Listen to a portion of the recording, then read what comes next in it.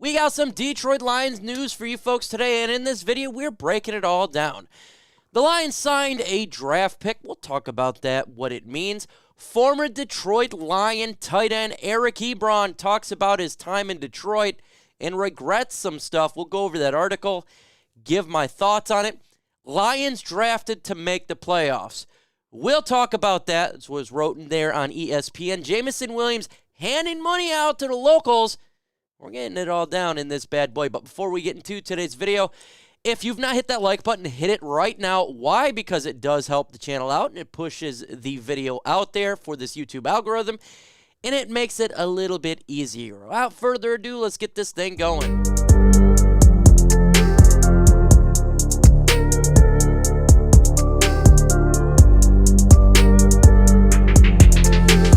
Let's get in the first news of the day.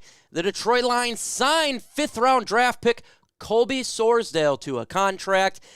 It means that generally the rookies are going to be coming in here really quick to get those contracts signed. It was a 4-year, $4.16 million deal with the signing bonus of $320,000. We know it's going to be coming. That's what happens. And you're going to see that our cap will be affected due to these draft picks, approximately $13 million. Now we're third best in the NFL in cap at $26 million. That was before this signing, but will probably be about the same, third best cap for this season after all the teams sign their draft picks. And I fully expect that the Detroit Lions will have their draft picks signed here fairly quick. Why? Because this is how it is now. It's not used to be the rookie holdouts or anything like that. So it'll get done quick, and we have all those guys in contracts. Just like the intro, folks, smash that like button. Let's get to 400 likes in this video. It does help the YouTube algorithm out. And I'm competing against other media sources like ESPN's, like all of that lovely stuff. And it's a little bit better to have you guys help me out. Let's continue on here with the next one, and that's Jameson Williams being an OG. Okay, he is at Detroit driving around, and he gave kids $100 locally for water bottles here. He is a real one, just like my buddy Jeff Iafredi was talking about here. Does that make him? Is he growing up a little bit, being a young guy that he is? Look, we've seen what happened last year, right there this offseason a little bit, driving around, buying food in a local Detroit area. A lot of people say, oh, you shouldn't be there. Now you're seeing him giving money to the locals. Look, that's really cool. I do appreciate that. And I think that is something when you start to grow up a little bit, you tend to give back more than take. I think we as an adults, we talk about that a lot. We really do enjoy helping other people out, and we get joy seeing joy from us giving to them. So hopefully this is a trend that continues with Jameson Williams going in the right direction. At least he's not taking lines for casino betting or anything like that with those kids. That was a joke. But still, I do like it when he's going around to locals, handing out money and helping the kids out. He's got a ton of money. You know, and especially the Detroit area, not everybody's wealthy. Not everybody is, medium income. Is generally paycheck to paycheck. It's a struggle. And it's starting to get warm out here in the state of Michigan, so helping out these little young men with $100 for some water bottles, that's what they do. And plus, they can get some more candy and stuff like that. So I appreciate what he is doing and his growing up he's got to do. It's got to come quick. He's got to continue to grow up and continue to build himself. Let's go ahead and get into the next topic. Lions news here. That's ESPN talking about how they drafted, the Detroit Lions did, for the playoffs, and why I agree with this assessment. A lot of people were completely dumbfounded when the Detroit Lions drafted Jahmyr Gibbs and Jack Campbell. Way too early, everybody said. Now, I admit I thought it was a little bit early for Jahmyr Gibbs, but I wasn't angry at all. I thought, okay, I totally get it. That was my initial thoughts as soon as we drafted Jahmyr Gibbs. Live on Lions Nation Unite, a lot of people said I'm a homer. I said, no, it makes sense. I said they wanted to get offensive help. Why? Because they want this thing to be dynamic. Jahmyr Gibbs is good in the pass game as well as the run game. He is a Swiss Army knife.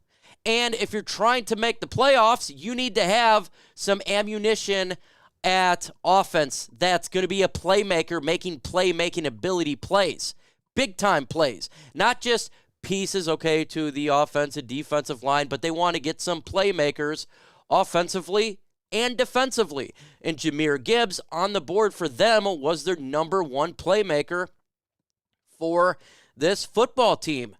So I get it. I understand it. And it came out a couple days after the draft that multiple teams wanted to get Jahmyr Gibbs. Hell, a lot of front offices and other NFL teams just came out the other day. They love what the Detroit Lions did. So just because the Mel Kipers and Todd McShay say it's too early, or even the Mike Kimbers in this case, doesn't mean a damn thing, because Brad Holmes is going to do what Brad Holmes wants to do for his football team.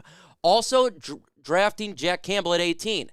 I love that, by the way. I didn't think I care less if it was early, because Jack Campbell is exactly what the Lions need at linebacker to get this defense to go to the next level. Yeah, you could have got edge or defensive tackle. Hell, you could have got a defensive back, whatever you want to go at 18.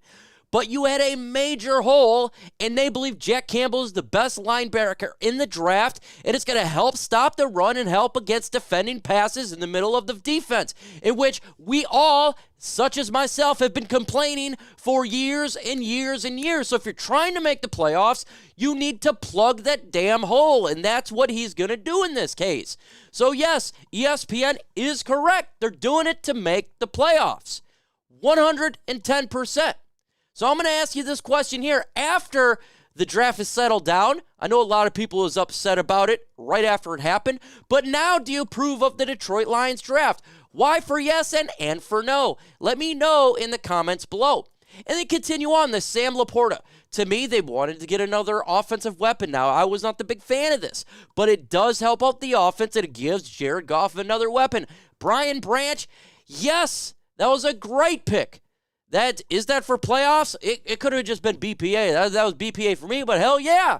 If there's injuries or they want some rest, you got safeties galore at this point. You got Brian Branch, Tracy Walker, Kirby Joseph, right off rip with C.J. Gardner-Johnson. Nutcase at the safety position. Hendon Hooker. Is that for the playoffs? I would say yes. It is. What if Jared Goff goes down in the playoffs? You need to have a number 2 quarterback that can hold it down. Hendon Hooker should be good by then. That is your backup. Or you need a couple plays to make sure you win the NFC North in a game. And Jared Goff goes down. You have a backup that can hold it down. So that's exactly why I agree with the ESPN sentiment here. This draft was based on making the playoffs and winning. And guess what? That is the job of Brad Holmes, to win this damn thing. So I 100% agree with that.